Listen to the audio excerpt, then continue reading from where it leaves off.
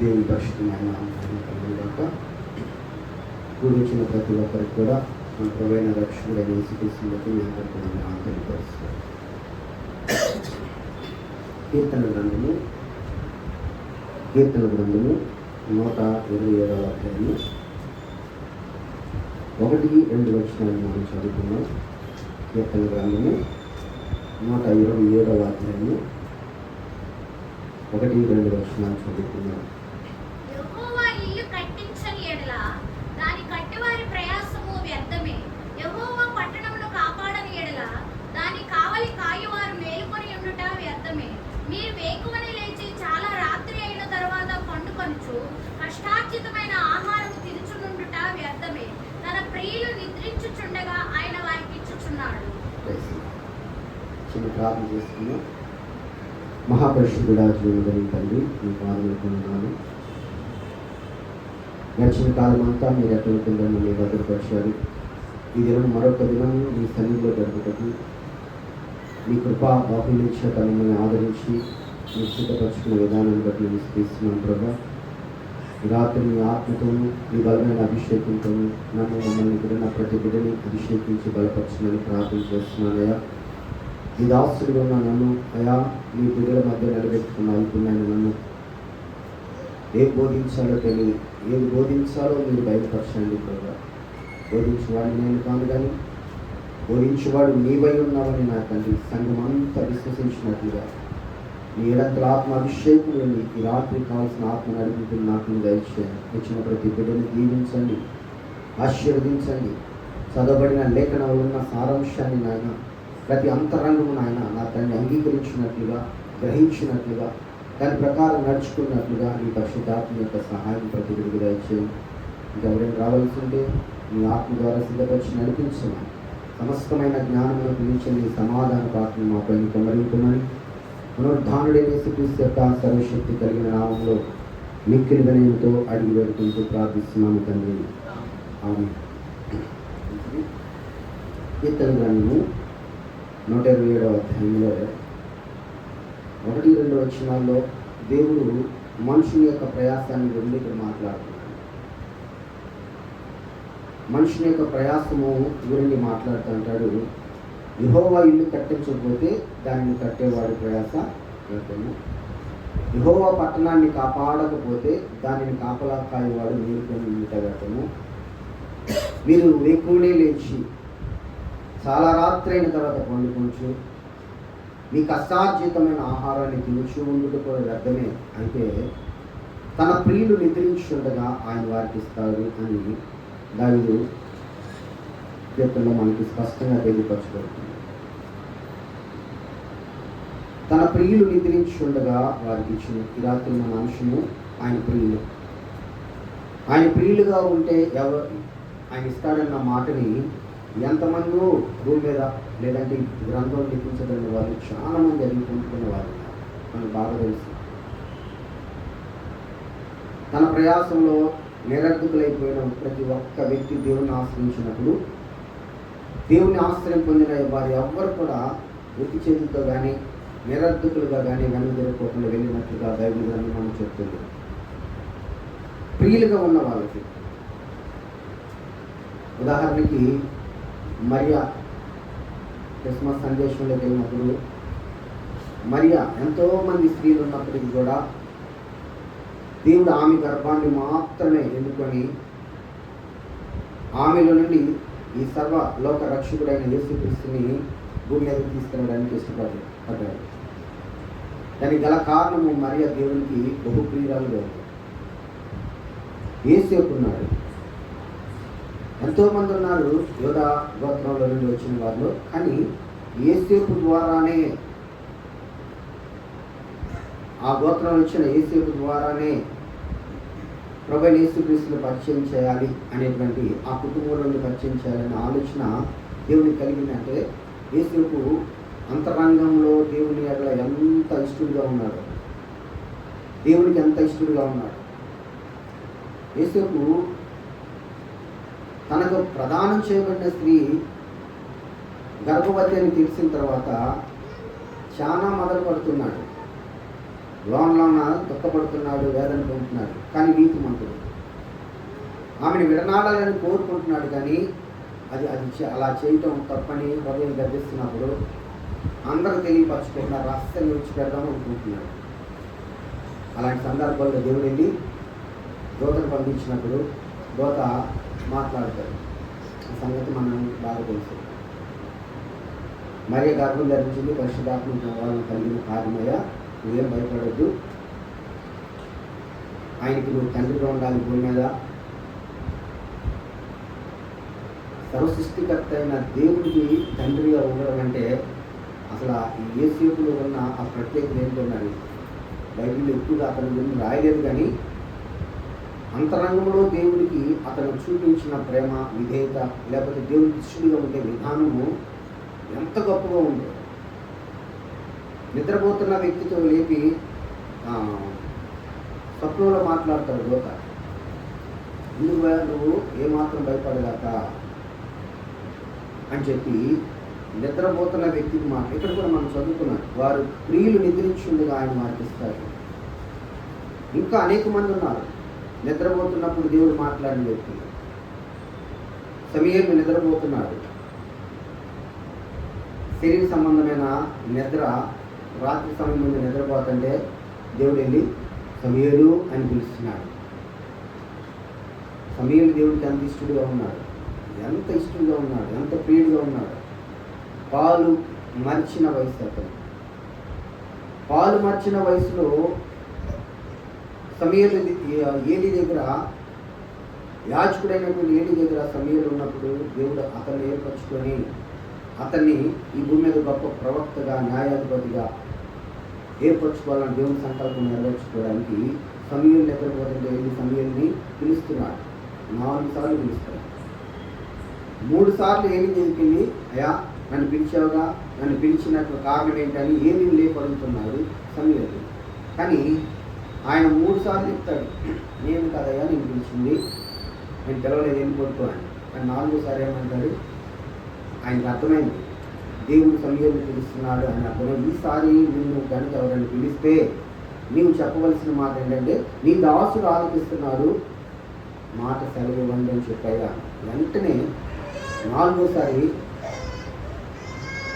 సమూయేలు చెప్పిన మాట, దయాన్ని దాసుడు ఆలోచిస్తున్నాడు, సెలవు ఇవ్వండి. నిద్రపోతున్న వ్యక్తితో మాట్లాడుతున్నాడు. అంటే మనం అనుకుంటాం నిద్ర అనేది శరీర సంబంధంగా నిద్రపోతుంటే, మనము అలసిపోయి నిద్రపోతుంటే నిద్రముక్తులుగా ఉన్నామని మనం అనుకుంటాం. కానీ దాని గురించి చెప్పాలి. ఆత్మలో మెలకువ, ఆత్మలో దేవుణ్ణి ముద్రించుకోవడం, ఆత్మ సంబంధ విధానంలో నడిపించబడటం ఏ వ్యక్తి అయితే కలిగి ఉంటాడో సంగమా, ఆ వ్యక్తితో ఖచ్చితంగా దేవుడు ఏ సమయంలో మాట్లాడడానికి సిద్ధంగా ఉంటాడు,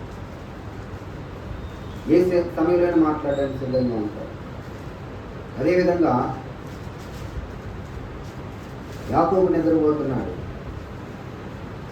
యాకోబు నిద్రపోతుంటే తలగడగా రాయిని తీసుకొని పెట్టుకొని నిద్రపోతుంటే ఆ స్థలంలో దేవుడు ఆయన తట్టి లేపి ఆయనతో మాట్లాడుతున్నాడు. నువ్వు పొందుకున్న ఈ స్థలము పరిశుద్ధమైన స్థలము. చక్కగా దేవుడు అతనితో మాట్లాడినప్పుడు, ఆ స్థలాన్ని గురించి మాట్లాడినప్పుడు వెంటనే ఆ స్థలాన్ని చూసి, అమ్మో ఇది దేవుని మందిరమే కానీ ఇంకొకటి కాదు అని అక్కడ ఆ తలగడగా పెట్టుకున్న రాయిని అక్కడే ప్రతిష్ఠించి మందిరంగా దాని మీద నూనె చేసి ప్రతిష్ఠించి వెళ్ళిపోతాడు. నిద్రపోతున్న సమయంలో దేవుడు చాలా మంది ఇస్తాడు. అంటే ఏ నిద్ర అంటే ఇది ఆత్మీయ నిద్ర కాదు, కానీ శరీర నిద్ర. అలసిపోకుండా, అలసిపోయి జనరల్గా నిద్రపోయినా ఆత్మలో అలసట లేకుండా ఎవరైతే దేవుడితో సహవాసం చేస్తారో వాళ్ళు ఎలా ఉన్నా సరే దేవుడు వాళ్ళతో మాట్లాడతారు. శరీరం అంటే ఖచ్చితంగా బలహీనం కాబట్టి శరీర విషయంలో మనం బలహీనంగా ఉంటే ఉండొచ్చు, కానీ ఆత్మలో మాత్రం బలవంతులుగా ఉండాలని చెప్పబడిన మాటలని మనకు తెలియపరుస్తున్నాం. ఇంకా నిద్రిస్తున్న వారు ఇంకొక రకమైన నిద్ర. అది ఏలియా నిద్రపోతూ ఉంటాడు. అదరి వృక్షం కింద కొడుకొని ఏలియా నిద్రపోతుంటే దూత వచ్చి లేపి, నీ కొరకు ఆహారం తెచ్చాను తినయ్యా అంటే గౌరవం లేచి ఆహారం తిని మళ్ళా నిద్రపోతాడు.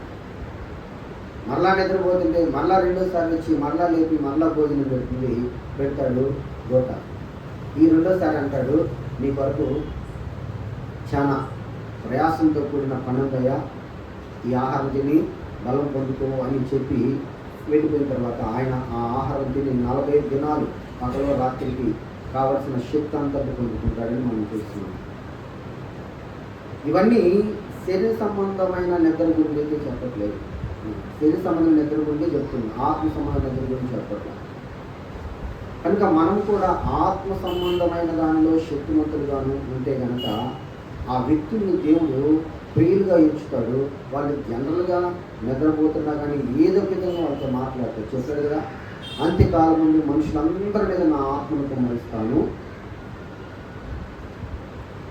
వాళ్ళ కుమారులు కుమార్తెలు ప్రవచిస్తారు, వాళ్ళ యవనులకు దర్శనాలు ఇస్తాను, వాళ్ళ వృద్ధులకు కలవకనేటువంటి కృపణిస్తాను, నా దాసులు నా దాసురాంటులకు ప్రత్యేకంగా నా ఆత్మను కుమ్మరిస్తానని చెప్పాడు.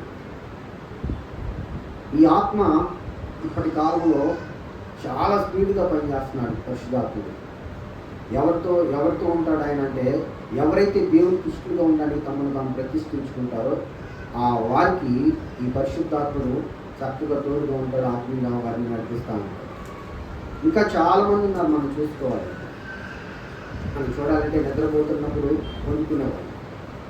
అలాంటి ఏలియాని లేపి భోజనం పెట్టిన తర్వాత ఏలియా, అయ్యాక నా పని అయిపోయింది, ఇంక నేను నీ పని చేయలేను, నేను ఒక్కనే మిగిలి ఉన్నాను నేను పద్దాక పాట పాడుతున్నాను, అందరిని చంపేసి నేను ఒక్కనే ఉన్నాను, నన్ను చంపడానికి 1000 వస్తుంది, అందుకే ఇక్కడ ఉన్నాను, నేను ఒక్కనే మిగిలిపోయానని ఆయన అనుకుంటుంటే, దేవుడు అంటాడు, నువ్వు ఒక్కడే కాదు, నా కొరకు నేను దాచుకున్నవారు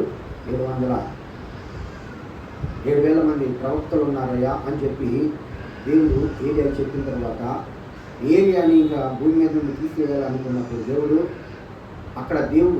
3 వ్యక్తుల్ని ప్రత్యేకంగా చూపిస్తాడు. 3 వ్యక్తుల్ని, ఒక ఫిలిస్తీ దేశం మీద ఒక వ్యక్తిని రాజుగా, ఇజ్రాయేల్కి ఒక రాజుని, 3వదిగా ప్రవక్తగా నీ స్థానాన్ని కలిగి ఉండడానికి ఇంకొక వ్యక్తిని నేను ఏర్పరచుకున్నాను, కనుక వీళ్ళ 3 అభిషేకించి వెళ్ళని చెప్పినప్పుడు ఏలియా వెళ్ళి వాళ్ళ 3 కూడా అభిషేకిస్తారు. ఫిలిస్తీన్కి రాజుగా హజాయేల్ని అభిషేకిస్తాడు. ఇజ్రాయిల్కి రాజుగా యెహూని అభిషేకిస్తాడు. తన స్థానంలో ఉండడానికి ఎలీషాని అభిషేకిస్తాడు. ఎలీషా దగ్గరికి వెళ్ళినప్పుడు ఎలీషా ఏం చేస్తున్నాడు, 12 అరకలు కలిగిన అరకలను పట్టుకొని దున్నుతూ 12 అరకని ఆయన దున్నుతూ ఉన్నాడు. 12 అరకని ఆయన దున్నుతున్నప్పుడు దేవుడు అతన్ని వెళ్ళి చక్కగా పిలిచి దేవుడిని నేర్పరుచుకుంటున్నాడని చెప్తున్నాడు. తన పని ఆయన చేసుకున్నాడు. కానీ జీవమగల దేవుడు ఆ వ్యక్తిని ఆ విధంగా దేవుని కొరకు ప్రతిష్ఠించుకోవడానికి, దేవుని కొరకు ఆ వ్యక్తిని ఎంచుకోవడానికి అతడు ఎంత బహుప్రియుడిగా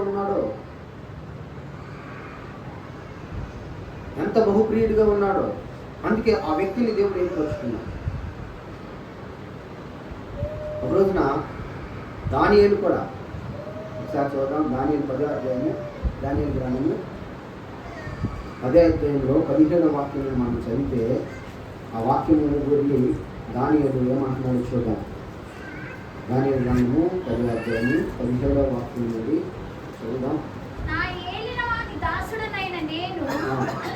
ఏలినవాని ఎదుట ఏలాగున మాట్లాడుదును, నా బలము తొలగిపోయెను, ఊపిరి విడవలేకయున్నానని చెప్పగా అతడు మరలా నన్ను ముట్టి నన్ను బలపరిచి, నీవు బహుప్రియుడవు, భయపడకుము, నీకు శుభమవునుగాక, ధైర్యము తెచ్చుకోమని నాతో చెప్పాను. చూడండి,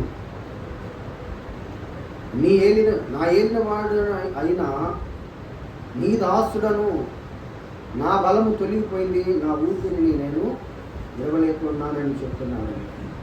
అంత బలహీనమైన పరిస్థితుల్లో కూడా ఏం చూస్తున్నాడు, శరీరాన్ని చూడటం. అక్కడ నువ్వు దేవునికి బహుప్రియుడు అయ్యా, బలము తెచ్చుకో, ధైర్యం తెచ్చుకో, ధైర్యం తెచ్చుకో అంటూ అతని బలహీనతలో దేవుడు అతను బలపరుచుకుంటూ లేవనెత్తుకున్నాడు. అక్కడేమన్నాడు, నీవు బహుప్రియుడు కనుక భయపడద్దు, నీకేం కలుగుతుంది, శుభం కలుగుతుంది.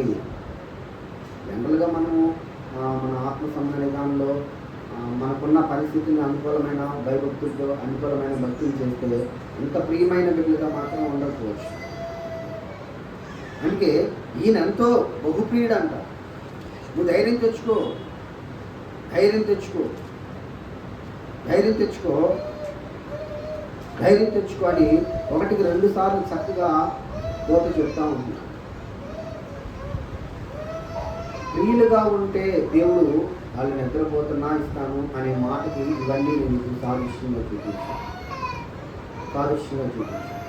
యెషయా గ్రంథము 40వ అధ్యాయంలో దేవుడు ప్రకటించమని ఒక వ్యక్తితో చెప్తున్నాడు.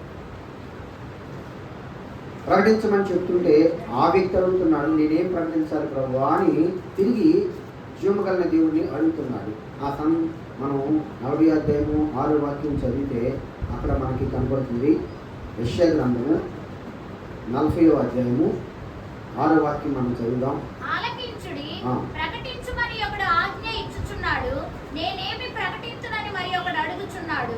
సర్వశరీరులు గట్టి అయి ఉన్నారు, వారి అందమంతయు అడవి పువ్వు వలె ఉన్నది. ఆలకించండి, ప్రకటించమని ఒకడు ఆజ్ఞ ఇస్తున్నప్పుడు నేనేమి ప్రకటించాలి అని మరి ఒకడు అడుగుతున్నాడు. ఏం ప్రకటించాలంటే సర్వశరీరులందరూ కూడా గడ్డి వలె ఉన్నారు, వారి అందమంతా కూడా అడవి పువ్వు వలె ఉన్నది. యెహోవా తన శ్వాసము ఆ అడవి పువ్వు మీద ఓదగా గడ్డి ఎండిపోతుంది, పువ్వు వాడిపోతుంది. నిశ్చయముగా జనులందరూ కూడా గడ్డి వంటి వారే, జనులందరూ కూడా అలాంటి గడ్డి. ఉదాహరణకి మనం గడ్డిని చూసామనుకో, అసలు దాన్ని మనం ఏమాత్రమే లక్ష్య పెట్టాం, ఇష్టాంతరంగా దాని మీద తిరుగుతూ ఉంటాము. మనకు అనుకూలంగా ఉంటే ఉండనీళ్ళు అనుకుంటా, లేకపోతే తీసేసుకొని మొత్తానికి చెక్కేసి పక్కన పడేస్తాం. గడ్డి అంత భయంకరమైనటువంటి పరిస్థితులు అంటే లేదంటే అల్పమైంది. గడ్డి అంటే ఎంతో అల్పమైన దానిగా చూస్తాం. ఇక్కడ దేవుడు కూడా ఒక నరుని గడ్డితో పోలుస్తున్నాడు. నా శ్వాసము కనుక నీ మీద పడిందంటే నువ్వు ఖచ్చితంగా ఆ గడ్డి ఎండిపోయినట్టుగా, పువ్వు వాడిపోయినట్టుగా నువ్వు రాలిపోయే వ్యక్తివి నువ్వు. అలాంటి వ్యక్తివి నువ్వు అని చెప్తూనే ఇక్కడ నరుల్ని దేవుడు ఎంత ప్రేమిస్తున్నాడు, ఎంతగా ఆదరిస్తున్నాడు, ఎంతగా వారిని గొప్ప చేయాలనుకుంటున్నాడంటే మనము జకర్యా గ్రంథము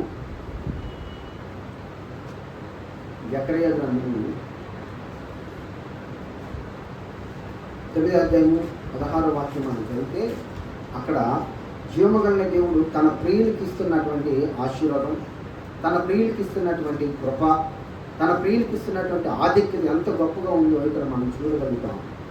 నా జనులు యెహోవా దేశంలో కిరీటమందలి రత్నముల వలె ఉన్నారు గనుక కాపరి తన మందను రక్షించునట్లు వారి దేవుడైన యెహోవా ఆ దినమున వారిని రక్షించును. నా జనులు యెహోవా దేశంలోని కిరీటమందలి రత్నములే ఉన్నారు. ఎవరు? దేవుని ప్రియులైన నా జనులు అని స్పష్టంగా దేవుడు చెప్తున్నాడు. నా జనులు నా దేశంలో ఎలా ఉన్నారు? కిరీటంలో ఉన్నటువంటి రత్నాల వలె ఉన్నారు. రత్నం ఏం చేస్తూ ఉంటుంది? ప్రకాశిస్తూ ఉంటుంది. రత్నం యొక్క గుణం ఏంటంటే ఎదుటి లైట్ పడినా లేకపోతే ఏదైనా ఫోకస్ పడినా ప్రకాశిస్తే తిరిగి మన కళ్ళకి అది రిఫ్లెక్ట్ కొట్టి మనం కూడా దాని వైపు చూడలేనంతగా ఆ ప్రకాశమానంగా మెరుస్తూ ఉంటుంది. ఇక్కడ గడ్డి అని చెప్పిన దేవుడు ఇక్కడేం చెప్తున్నాడు? నా కిరీటంలోని ఒక రత్నం వలె ఉన్నారు మీరు అంటున్నారు. చూడండి, ఒక గడ్డి వంటి మన జీవితాన్ని దేవుడు ఎంత మహిమకరంగా మారుస్తున్నారో. ఎప్పుడయ్యా అంటే ఆయన అంటున్నా, నా జనులుగా ఉన్నప్పుడు, నా ప్రియులుగా ఉన్నప్పుడు, నాకు బహుప్రియులుగా ఉన్నప్పుడు, మీరు నిద్రపోతున్నా నేను మీకు ఇస్తాను, మీరు ఏ పరిస్థితుల్లో ఉన్నా మీకు ఇస్తాను. కానీ నీ ప్రయాసం ఉందే, యెహోవా కట్టకపోతే కట్టేదే, యెహోవా కాపాడకపోతే కాపాడేదాన్ని, నువ్వు ఎంతగా ప్రయాసపడినప్పుడు కూడా అది వేకునే లేచి చాలా రాత్రి అయిన తర్వాత నువ్వు పొందుకుంటూ నీ కష్టార్జితమైన ఆహారం తినిచి ఉన్నప్పటికి కూడా అది వ్యర్థమేమో. ఒకవేళ నువ్వు నాకు ప్రియుడిగా లేవేమో, జాగ్రత్తగా చూసుకో. నా ప్రియుడిగా ఉంటే నువ్వు ఏ పరిస్థితులు ఎలా ఉన్నా, నువ్వు నిద్రపోతున్నా నేను నీకు ఇస్తాను. మనం చాలా ప్రయాసపడతాం లోపల విషయంలో. ఏదన్నా మనం అంటే చదువుకున్న చదువులో కావచ్చు, లేకపోతే మన ఉద్యోగాల్లో కావచ్చు, లేకపోతే మన పనుల్లో కావచ్చు, లేకపోతే ఏదైనా ఒకటి కట్టాలంటే ఒక కట్టడానికి గురించి కావచ్చు, ఏదైనా సరే ఎంతో ప్రయాస ఎక్కువ పడతా ఉంటుంది దాని మీద. ఆ రాత్రి సరైన నిద్ర లేకపోకుండా, లేకపోతే ఆ పనుల మీద పడిపోయి ప్రార్థన కూడా సరిగ్గా చేసుకోకపోకుండా, వాక్యాన్ని కూడా సరిగా చదువుకోకుండా, ఆ పని మీద మనసున్న కారణం చేత కొన్ని సందర్భాల్లో మనం దేవుడికి దూరం అవుతూ ఉంటాం. ఆ పరిస్థితుల్లో ఒకవేళ మనం నిజంగా దేవుడికి ప్రియులుగా ఉంటే మన ప్రయాసం కంటే ఆయన ఇచ్చే కృప గొప్పగా ఉంటుంది అని ఇక్కడ చెప్తున్నారు. మన ప్రయాసం కంటే కూడా ఆయన కృప ఎంతో ఉన్నతమైనది. దేవుని యొక్క కృప జీవము కంటే కూడా ఉత్తమమైందండి. దేవుని కృప జీవము కంటే కూడా ఉత్తమమైంది. మన జీవము కంటే కూడా దేవుడు ఇచ్చే కృప గొప్పది. ఇమ్మానుయేలు దేవుడు అని ఆయన పేరు పెడతారు. ఇమ్మానుయేలు దేవుడు అనగా దేవుడు మనకి తోడు. ఈ తోడై ఉన్న వారి యొక్క కృప ఈ రోజున మనల్ని ఆవరించిన కారణం చేత గట్టి వంటి వారమైన మనల్ని ఇక్కడ దేవుడు తన దేశంలో ఉన్న ప్రజల్ని తన కిరీటంలోని రత్నాల వలె రూపాంతరపరుచుకుంటున్నాను అంటున్నాడు. ఇది సంఘాన్ని గురించి చెప్తాడు. ఈ మాట అందరి గురించి చెప్పట్లేదు, సంఘం గురించి చెప్తున్నాడు. సంఘం గురించి చెప్తున్నాడు. శిష్యుల దగ్గర ఒకరోజు యేసయ్య కూర్చొని మాట్లాడుకునేటప్పుడు యేసయ్య శిష్యులతో అంటాడు, నా తండ్రి చేత ఎవడైతే ఆకర్షింపబడతాడో వాడే నా దగ్గరికి వస్తాడని. అంటే తండ్రి ఆకర్షించకపోతే నీ దగ్గరికి ఎవరు రారు అంటే ఎవరు రారు అంటున్నాడు. ఎవరు రారు అంటున్నాడు. నా తండ్రి చేత నాటబడని ప్రతి మొక్క పెళ్ళగించబడుతుంది అన్నాడు. తండ్రి నాటాలంట, తండ్రి ఆకర్షించాలంట. మళ్ళీ ఇంకోసాట నా తండ్రి వాణిని కృపతో ఆదరిస్తే కానీ ఎవడైనా నా దగ్గర రాలేడు అంటున్నాడు. ఈ రోజున మనమందరం ఆయన సన్నిధిలో ఉన్నామంటే జీవము కలిగిన దేవుడు మనల్ని ఆకర్షించుకున్నాడు, ఆయన కృపతో నిలుపుకున్నాడు. తర్వాత ఆయన ఉన్నతమైన పిలుపు కలిగే బహుమానం పొందడానికి సిద్ధపరుస్తూ ఉంటున్నాడు. ఇది మన భాగ్యం, చాలా గొప్ప భాగ్యం. నేనైతే అదే అనుకుంటాను. ఎక్కడో ఎలాంటి పరిస్థితుల్లో ఉన్నా నన్ను ప్రభా ఈ పరిస్థితిలో నిలబెట్టాలంటే ఇది స్తోత్రన్నారా. గడ్డి వంటి వాడిని అని నాతో చెప్తున్నప్పుడు నిజమే, నేను గడ్డి వంటి వాడిని, మట్టి వంటి వాడిని, అల్పమైన మట్టి అయినది వెనకటి వలె మొన్నైనది మరలా మొన్నలో కలిసిపోయే పరిస్థితి అని చెప్తున్నారు.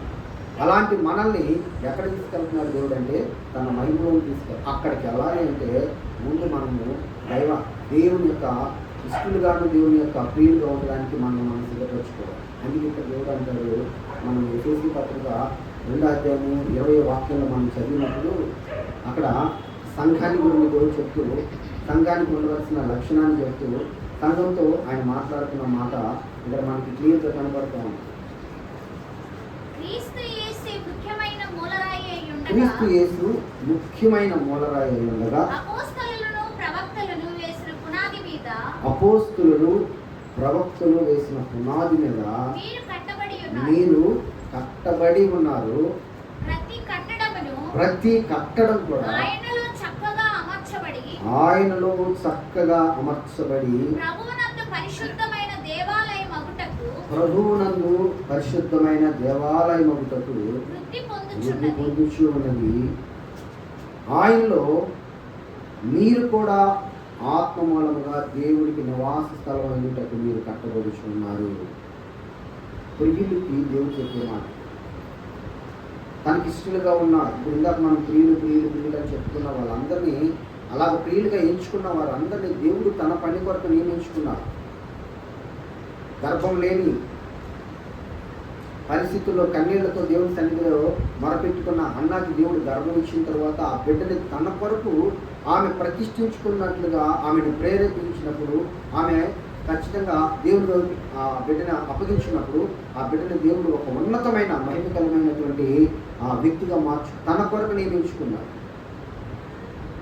యాకోబు మోసగాడైనప్పటికీ కూడా మోసగాడైనటువంటి యాకోబుని ఆ మోసకరమైన పరిస్థితుల్లో నుండి విమోచించి చక్కగా రాబోయే దినాల్లో నేను గొప్పగా నిన్ను ఆశ్రయించబోతున్నానని ఒక సూచనగా ఆయన తాను కనుకొచ్చుకున్నప్పుడు అప్పటికి కూడా అతను మోసకరమైన పరిస్థితిలో ఉన్నాడు. వెళ్ళాడు వాళ్ళ మామ ఇంట్లో 20 సంవత్సరాలు కష్టపడ్డాడు. తిరిగి సంస్థాన్ని సంపాదించుకుని తిరిగి వచ్చే సమయంలో ఆ వాగ్దానం మళ్ళీ అక్కడే నెరవేర్చబడ్డానికి కారణం. అంటే మనం అందరం దేవుని ప్రణాళికలో ఉన్నాం. అయితే ఆ ప్రణాళికలో ఉన్న మనము ఆయనకి ప్రియులుగా ఉంటే మాత్రము మహిమకరమైన సంఘంలోకి చేర్చబడడానికి దేవుడు మనందరినీ తన ఉన్నతమైన కృపతో కడతానంటున్నాడు. ఇక్కడ అంటున్నాడు అదే ఏమంటున్నాడు, క్రీస్తు యేసు ముఖ్యమైన మూలరాయి, అపోస్తులు ప్రవక్తలు వేసిన పునాది మీద మీరు కూడా కట్టబడి ఉన్నారు. ఈరోజున అపోస్తులకి ఉన్న గొప్ప భాగ్యం, 70 మంది శిష్యులు ఒకేసారి ఏకధాటిగా వెళ్ళిపోయారు. ఎందుకు వెళ్ళిపోయారు? వాళ్ళకి అన్ని ఆశీర్వాదాలు ఇచ్చాడు దేవుడు. మీరు వెళ్ళండి, ప్రకటించండి, స్వస్థపరచండి, దెయ్యాల మీద అధికారం కలిగిన వారిగా చక్కగా ఆ దెయ్యాలన్నింటినీ జయించండి, భాషలు మాట్లాడండి, పావులుంటే ఎత్తి పట్టుకోండి, భాషలు మాట్లాడి అక్కడ అనేక మందిని ప్రేరేపించండి అని చెప్తే ఆ అధికారం పొందిన వాళ్ళందరూ కూడా వెళ్ళి అన్ని పనులు చేసి చక్కగా వచ్చి చెప్తున్నారు, అయ్యా నీ నామం ఉచ్చరించినప్పుడు దెయ్యాలు మాకు లోబడతాయి అని యేసయ్యతో చెప్పినప్పుడు యేసయ్య సంతోషించాడు. అయితే దెయ్యాలు లోపడుతున్నాయని మీరు సంతోషించగకండి, మీ పేర్లు జీవ గ్రంథమందు లిఖించబడ్డాయి, అది చెదిరిపోకుండా జాగ్రత్త కాపాడుతుందని చెప్పాడు. కానీ ఆ 70 మంది ఇంకొక ప్రసంగానికి రాగానే మొత్తం ఒకేసారి ఏకదాటి వెళ్ళిపోయారు. ఏంటి ఆ ప్రసంగం? ఎవడైనా నా రక్తం తాగి నా శరీరాన్ని భుజించితేనే కానీ నా రాజ్యానికి వాసుడు కాడు అని చెప్పినప్పుడు అక్కడ వాళ్ళకి ఇంకెక్కడ మైండ్ కదా. ఈరోజున మనము బాహ్య రంగంగా నుండి లేదే ఆ బయట నుండి వచ్చే ఏదైనా ఈవిని మనం పొందుకుంటే అది మనకు లాభకరంగా ఉంటే దాన్ని బట్టుకొని మనము ఎంతో ముందుకెళ్ళడానికి ఎంతో ఇష్టపడతాం. కానీ దేవుని యొక్క చిత్తం చేయమని చెప్పినప్పుడు మాత్రం దానికి చాలా మంది లోపడాలి. దేవుని చిత్తం చేసిన వాడే దేవునికి సంబంధి. ఇక్కడ అంటా నా రక్తం తాగి నా శరీరాన్ని భుజిస్తేనే వాడు నా యొక్క రాజ్యానికి వారసుడు అనగానే ఆ మాట వారికి ఇష్టం లేకుండా నీ రక్తం నేను ఎలా తాగుతాను, నీ శరీరాన్ని ఎలా భుజిస్తామయ్యా, ఏంటి మాకు ఈ బాగు చెప్తున్నా అని ఒకేసారి ఏకదాటి వెళ్ళిపోతే 12 మంది శిష్యులు మాత్రం ఒక్క అడుగు కూడా పక్కలేదు. అంటాడు మీరు కూడా వెళ్ళిపోతారా అంటే ఏమంటున్నారు వాళ్ళు, బాబా మేము ఎక్కడికి వెళ్తాము, నిత్య జీవం కలిగిన మాటలు నీ వద్దే ఉన్నాయి కదా, నీవే కదా మాకు నిత్య జీవం ఇచ్చే దేవుడు అని చెప్పినప్పుడు దేవుడు వాళ్ళని బట్టి బహు సంతోషించాడు. అందుకే ఆయన చనిపోయి పునరుద్ధానుడి కూడా లేచించి మరలా వాళ్ళందరినీ 12 మందిని చక్కగా సిద్ధపరిచి 11 మందిని చక్కగా సిద్ధపరిచి హెచ్చరించి తప్పిపోయిన వాళ్ళందరూ మరలా సమకూర్చి వాళ్ళందరి మీద తన ఆత్మను కుమ్మరించి ఆయన బ్రతుకున్న దినాల్లో వారికి ఇచ్చిన వాగ్దానాన్ని నెరవేర్చాడు. ఇదిగో నేను వెళ్ళిపోతున్నాను, నేను వెళ్ళిన వల్ల మీకు ప్రయోజనము, నేను వెళ్ళి మీకు ఒక ఆదరణకర్తను పంపిస్తాను, ఆయన మీలో ఉంటాడు, ఆయన మీతో కూడా ఉంటాడు, మిమ్మల్ని నేను అనాథగా విడిచిపెట్టనని చెప్పిన వాగ్దానము జీవము కలిగిన దేవుడు నెరవేర్చాడు. ఆయన వెళ్ళిపోయిన తర్వాత పరిశుద్ధాత్మని వాళ్ళకి సహకారిగా సహాయకుడిగా అనుగ్రహించు. ఆ ఆత్మ పొందిన తర్వాత వాళ్ళ యొక్క ఆత్మీయ జీవితం ఎంతో మహిమకరంగా అపోస్తులు దేవుడికి బహు ప్రియులైపోయారు. ఆ ప్రియులైన కారణం చేత భూమిని తలకిందలు చేసేవారుగా మార్చబడ్డారు. ఆ కృప ద్వారా వాళ్ళు ప్రకటిస్తున్న ప్రకటన ఈ రోజున మన దాకా వచ్చిన మనల్ని కూడా మండిస్తున్న సంఘం. ఇప్పుడు మనతో కూడా అదే చెప్తున్నాడు, ఈ కాలంలో ఉన్న నిన్ను నన్ను దేవుడు ఎందుకు చేసుకున్నాడంటే ఆత్మ సంబంధమైన మందిరాన్ని కట్టడానికి ఒక రాయి అవసరమైంది, సజీవమైన రాయి. ఆ రాయి ఎవరయ్యా అంటే నీవు నేను మనమే. అందుకే ఇక్కడ అంటున్నాడు చక్కగా ఆయన చెప్తున్న మాట ఏంటంటే క్రీస్తు యేసే ముఖ్యమైన మూలరాయి అయి ఉండగా అపోస్తులు ప్రవక్తలు వేసిన పునాది మీద మీరు కట్టబడి ఉన్నారు ఆల్రెడీ. ఆ తర్వాత ప్రతి కట్టడం ఆయనలో చక్కగా అమర్చబడాలి. ప్రభువునందు పరిశుద్ధమైన దేవాలయం ఒకటకు అది వృద్ధి పొందాలి. ఆయనలో మీరు కూడా ఆత్మ మూలముగా దేవునికి నివాస స్థలమైనట్లు మీరు కట్టబడుతున్నారు. ఇక్కడేమో పైన రెండు మాటలేమో పరిశుద్ధులకు చెప్పిన మాట, కింద ఉన్న 3వ మాట అనగా ఆయనలో మీరు కూడా ఆత్మ మూలంగా దేవునికి నివాస స్థలమైనటకు మీరు కట్టబడుచున్నారంటే ఎవరి గురించి చెప్తున్నారు ఈ మాటని? ఇప్పుడు మన గురించి చెప్తున్నారు అన్నమాట. ఎందుకంటే ఈ ఎఫెసీ పత్రిక మొట్టమొదటి అధ్యాయం మొట్టమొదటి వాక్యంలో ఈ యొక్క పత్రిక ఎవరికి రాశారంటే పరిశుద్ధులకును యేసుక్రీస్తునందు విశ్వాసులైన వారికి శుభమని చెప్పి రాస్తున్నాను. పరిశుద్ధులకి, రెండోది విశ్వాసం ఉంచిన వారికి. ఆ విశ్వాసం ఇప్పుడు మనమే కనపరుస్తున్నాం.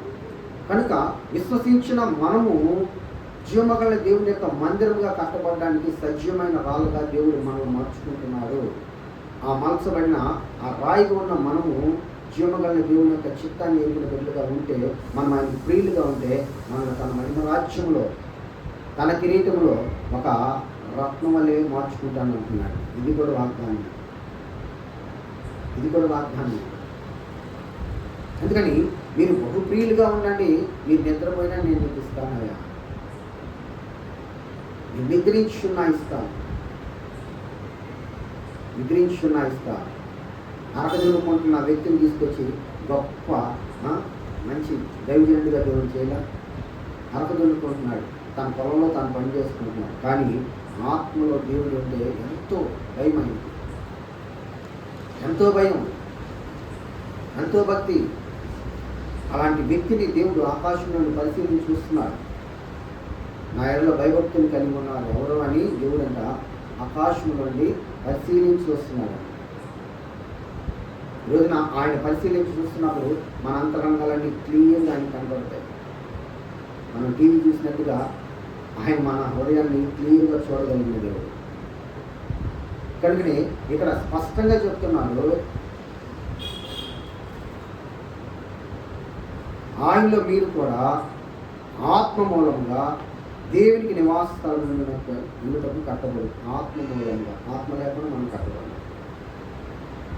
మన ప్రయాసంలో ఏది పడినా కానీ, మన శక్తి మన బలాన్ని ఏది ఉపయోగించినా కానీ అది నిరంతరం ఆత్మ ద్వారా నడిపించబడితే మాత్రం ఖచ్చితంగా మహిమాత్మైన జీవితాన్ని మనం కట్టుకోగలుగుతాం. అందుకే ఇక్కడ స్పష్టంగా చెప్తున్నాడు.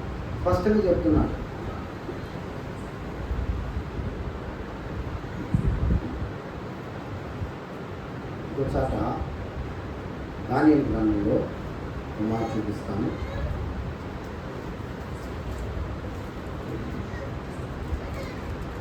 పన్నెండు అధ్యాయము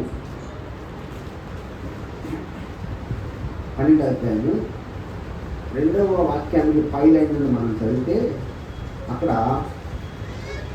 ఈ ప్రియులకి దేవుడు అనుగ్రహించేటువంటి కృప, లేకపోతే ఆయన రాసుకుంటున్న గ్రంథం అవుతుంది. ఈ గ్రంథంలో లిఖించబడతారు కొంతమంది, కానీ ఆ కొందరిలో కొన్ని రకాలైనటువంటి క్యారెక్టర్స్ ఉంటాయి అంటున్నాడు. ఏమంటున్నాడు ఇక్కడ?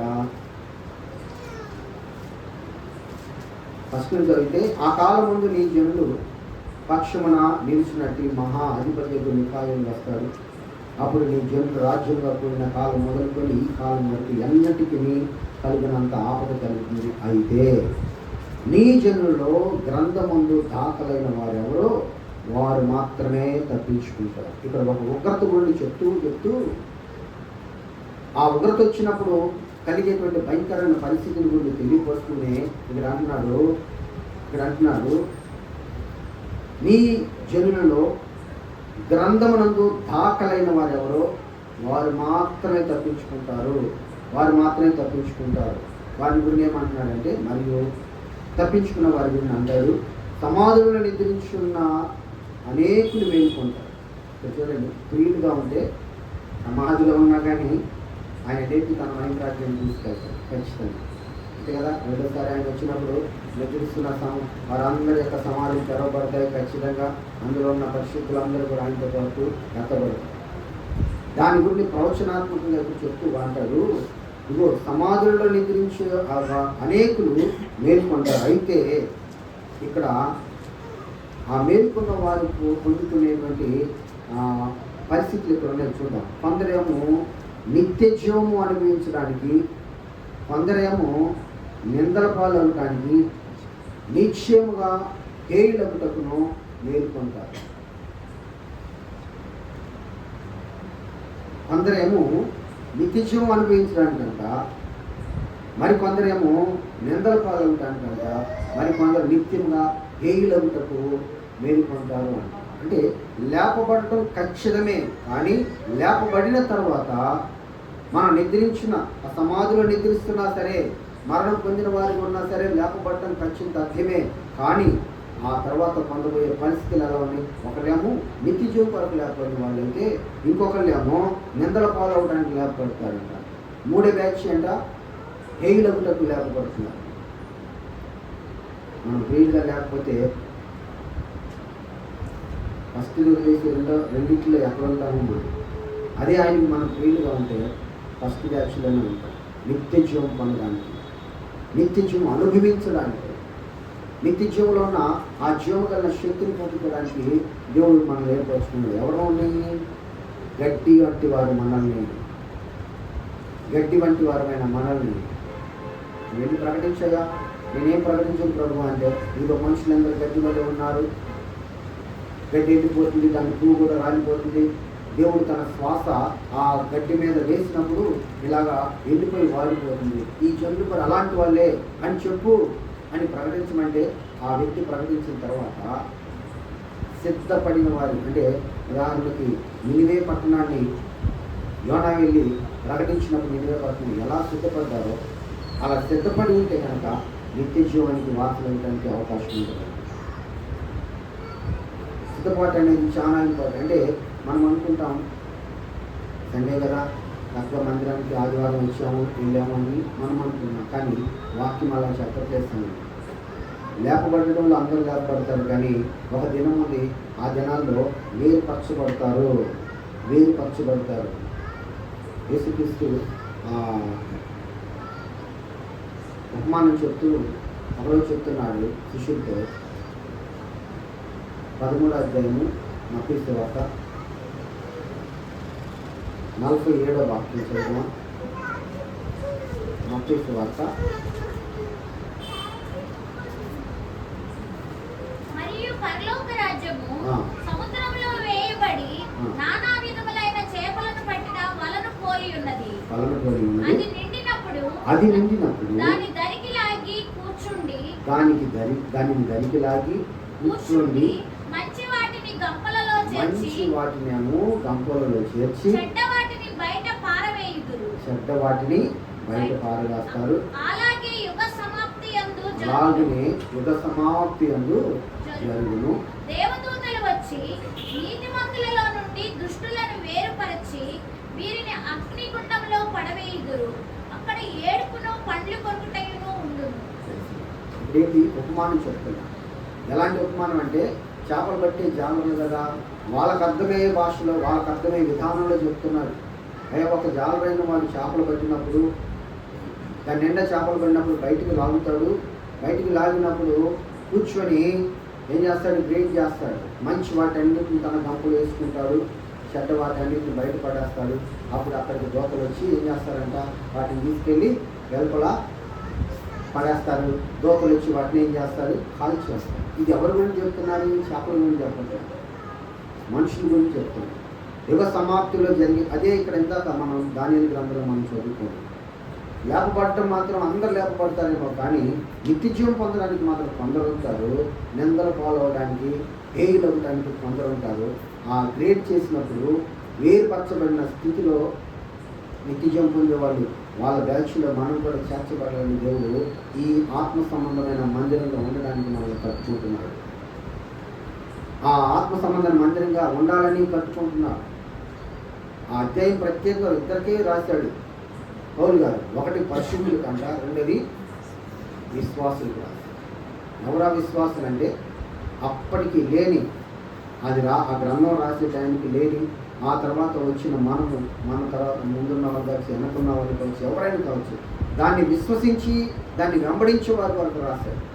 రాయబడిన దాన్ని మనం కనుక చక్కగా అర్థం చేసుకొని కనుక దాన్ని మనకు అనుకూలంగా దాన్ని మనం మార్చుకోగలిగిన విధాన మనం ఖచ్చితంగా మహిమకరంగా ఉంటాం. దేవుడు స్పష్టంగా పాత నిబంధనలో చెప్పబడిన ప్రవచనాలే కావచ్చు, క్రొత్త నిబంధనలో దేవుడు ఉపమానాలుగా చెప్పిన మాటలే కావచ్చు, మొత్తం ఒకే విధానాన్ని చూపిస్తున్నాడు, ఒకే మార్గాన్ని చూపిస్తున్నాడు.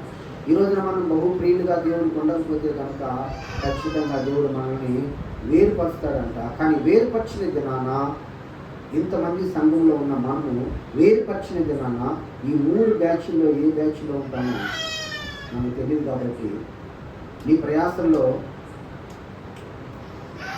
నీ ప్రయాసం కలిగిన పరిస్థితుల్లో దేవుడు కట్టబడే రీతిలో నువ్వు ఉంటే కనుక దేవుడు మహిమకరంగా కడతాడు. లేదంటే నీవు కట్టుకుంటే మాత్రము వేరు చేయబడిన పరిస్థితుల్లో ఏ స్థితిలో పడిపోతాడు, లేదంటే ఏ బ్యాచ్లో కడతాడు. ఇక్కడ 2 ఉన్నాయి. ఒకటే గంపలో చేర్చబడే బ్యాచ్, రెండోదేమో బయట పడవేసే బ్యాచ్. గంపలో చేర్చబడే బ్యాచ్, నిత్యంలో చేర్చబడే బ్యాచ్. గంపలో చేర్చబడే బ్యాచ్ తన జీవ గ్రంథంలో లెక్కింపబడిన వారికి దేవుడు ఇచ్చేటువంటి గొప్ప కృప కలిగిన ధన్యత కలిగిన వ్యక్తులు.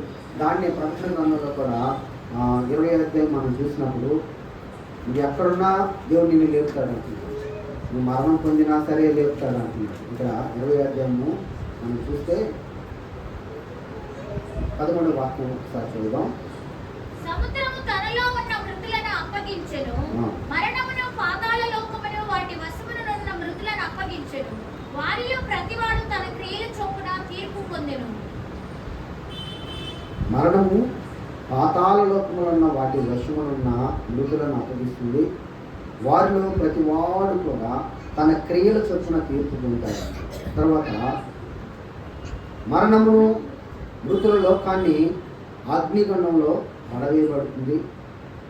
ఈ అగ్నిగుండము 2వ మరణము. ఎవని పేరైనను జీవ గ్రంథమును రాయబడినట్లుగా కనబడని ఎడల వాడు అగ్నిగుండంలో పడవేయును. అగ్నిగుండంలో పడవేయును అంటే ప్రియులుగా ఉంటే కనుక మన పేరు గ్రంథము లిఖించబడుతుంది. ఎవరికి ఈ కృప, ఎలాంటి వారికి ఈ కృప ఇస్తున్నా అంటే, గడ్డి వంటి వారు అని ఒక పక్క చెప్తానే ఉన్నాడు. తర్వాత నువ్వు నాకు ప్రియుడుగా ఉంటే నా కిరీటం మందలి ఒక రత్నం వల్ల నిన్ను ఏర్పరచుకుంటానన్నాడు. గడ్డి వల్లే ఉన్నావని, మట్టి పాత్రగా ఉన్నావని ఒక పక్క చెప్తానే ఉన్నాడు. 2వ విధానంలో ఏం చెప్తున్నాడు? గంపలో చేర్చబడినటువంటి చేపల వలె నువ్వు ఉంటే కనుక నువ్వు నా రాజ్యంలోకి ప్రవేశిస్తావు అంటున్నాడు. ప్రియులకి ఉండవలసిన లక్షణం. యాకోబు ప్రియుడుగా మారాడు, దానియేలు ప్రియుడుగా మారాడు, సమూయేలు ప్రియుడుగా మారాడు, ఎలీషా ప్రియుడుగా మారాడు. అంటే నిద్రపోతున్నారని మనకు రాయబడింది, కానీ సందర్భానుసారం వాళ్ళు అంటే శరీరానుసారం నిద్రపోతున్నారని, కానీ వాళ్ళ లోపల అంతరంగము ఎప్పుడు కూడా ఆత్మవిషయంలో మేల్కొని దేవుని శక్తిని జరిగించడంలో ఎప్పుడు కూడా మేల్కొని దేవుని ప్రకారం నడుస్తున్న వ్యక్తులు. అదే మనం కూడా మన పరిస్థితులు ఎలా ఉన్నా, మన స్థితిగతులు ఎలా ఉన్నా, మన శరీరం విషయాల్లో మన జీవితాన్ని ఎలా కట్టుకుని కొనసాగిస్తున్నా, కానీ ఎలీషా అర్హదుకుంటున్న వాడినే దేవుడు తీసుకొచ్చి మహిమకరంగా సిద్ధపరిచినట్టుగా మనల్ని కూడా మహిమకరంగా దేవుడు నిలబెట్టడానికి దేవుడు ఏర్పరచుకుంటున్నాడు. ఆ ఏర్పాటు నందే బిడ్డలుగా మనం ఉండాలంటే ఆయన ప్రియులుగా ఉండాలి అని దేవుడు చెప్తున్నాడు. ఆయన ప్రియులుగా ఉండాలని దేవుడు చెప్తున్నాడు. కనుక ఆయన ప్రియులుగా ఉన్నట్టు మనం సిద్ధపరుచుకుందాం. లేపబడటం తగ్గిమే, కానీ లేపబడిన తర్వాత ఉండే 3 రకాలైనటువంటి మార్గాలు. ఒక మార్గం నిత్య మార్గం, 2వ మార్గము నిందల పాలయ్యే మార్గము, ఇంకొక మార్గము హేయులుగా, వీళ్ళు అసలు హేయులు అని చెప్పడానికి చూపించే 3వ మార్గం. ఆ 2 మార్గాలు జయించాలంటే మనం ప్రియులుగా ఉండాలని దేవుడు చెప్తున్నాడు. కనుక ఆయన ప్రియులుగా ఉంటే మనం సిద్ధపరచుకుందాం. అతి గొప్ప దేవుడు మనందరికీ అనుగ్రహించిన కాక. మహాపరిశుద్ధుగా జీవముదండి, మీ పరిశుద్ధమైన మీ ప్రశస్తమైన మీకు స్తోత్రం చెల్లిస్తున్నాను. ఇల్లు కట్టించబోతే కట్టేవాడి ప్రయాసగా అర్థమవుతున్నారు తండ్రి. నిజమే, నువ్వు మమ్మల్ని ఆకర్షించకపోతే, నీ కృప మాకు అనుగ్రహించకపోతే, నీవు మమ్మల్ని నీ చిత్తానుసారంగా నువ్వు నాటుకోకపోతే మా ప్రయాస వ్యర్థమేనయ్యా. మేము మీ సన్నిధికి రావడం కూడా వ్యర్థమే, మీ దగ్గర మేము ప్రార్థన చేయటం కూడా వ్యర్థమే కదా. ఎందుకంటే దీని విషయము నా తండ్రి, నీవు నీ మహిమతో దిగి వచ్చినప్పుడు మా యొక్క స్థితి ఎలా ఉండబోతుందో స్పష్టంగా తెలియపరుస్తుంది. నీ గంపలో చేర్చుకోవడానికి ఏర్పరచబడిన మంచి చేప వలె మేము ఉండగలుగుతున్నామా? బయట పడవేయడానికి అర్హత లేని మా బ్రతుకుల్ని అరులుగా మార్చుతున్న నీకు వ్యతిరేకంగా ఉండి బయట పారవేయడానికి కారకులుగా మేము ఉంటున్నామా? ఎలా మేము సిద్ధపడుతున్నాం? మా సిద్ధపాటులో ఉన్న లోపాలు నాయన ఈ రాత్రి నాయకుని మీ బలమైన ఆత్మతో ముద్రించి మీరు బయటకు వస్తుండగా నా తండ్రి బయలుపరచబడిన ఏ మాటలు తండ్రి అయా నా తండ్రి మేము చూసుకున్నప్పుడు ఎక్కడ లోపం లేకోకుండా జీవించే శక్తిని మాకు దయచే ప్రభావ. నీ పరిశుద్ధాత్మతో మమ్మల్ని నింపండి ప్రభావ.